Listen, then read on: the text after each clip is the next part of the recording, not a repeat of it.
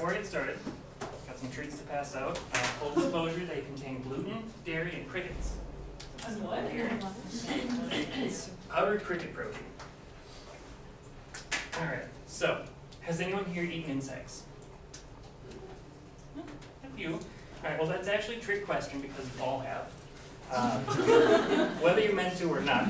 The USDA actually has a handbook that specifies how many insect parts can be in a processed food product, so like a bag of flour, a bottle of ketchup.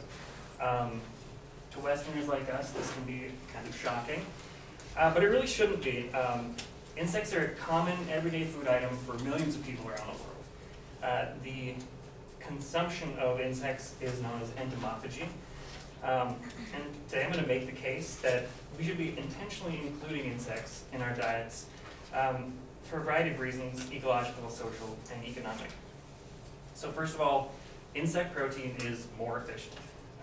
Currently, much of our protein needs are met through large-scale livestock and fish production, but we're approaching the limits of these systems in terms of feed and water inputs.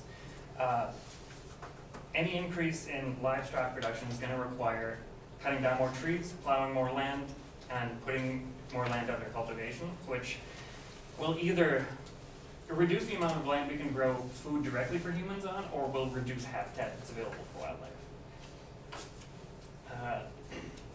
And additionally, traditional livestock is just not very efficient when it comes to converting feed into usable meat. Because chickens, pigs, and cows are warm-blooded, a lot of the food energy in feed is just burned off maintaining body heat. To produce 1 kilogram of live animal weight requires 2.5 kilograms of feed for chicken, 5 kilograms for pork, and 10 kilograms for beef. That all has to be grown on fields that we could be using to grow for ourselves.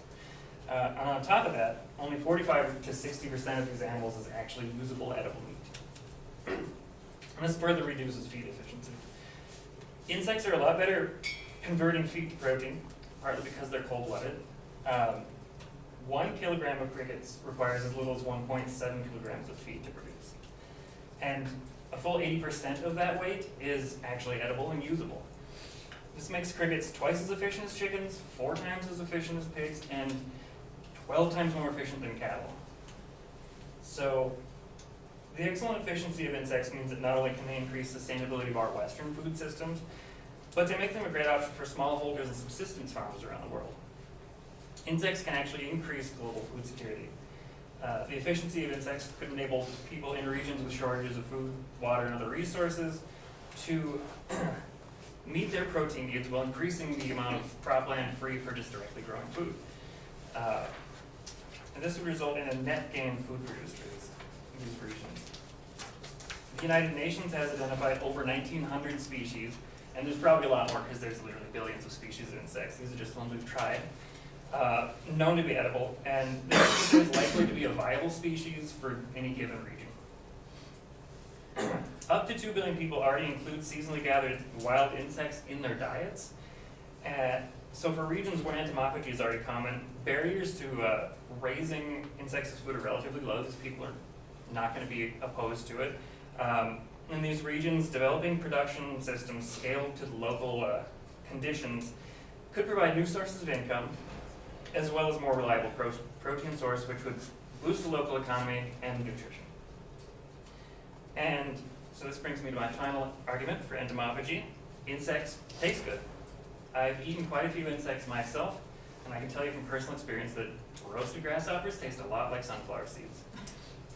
In fact, in Oaxaca, Mexico, they eat handfuls of chapulines, which are roasted spicy grasshoppers, by the handful as a bar snack, the way we would eat popcorn. 2 billion people don't eat insects because they have to, because there's nothing else. They choose to eat it because they like it.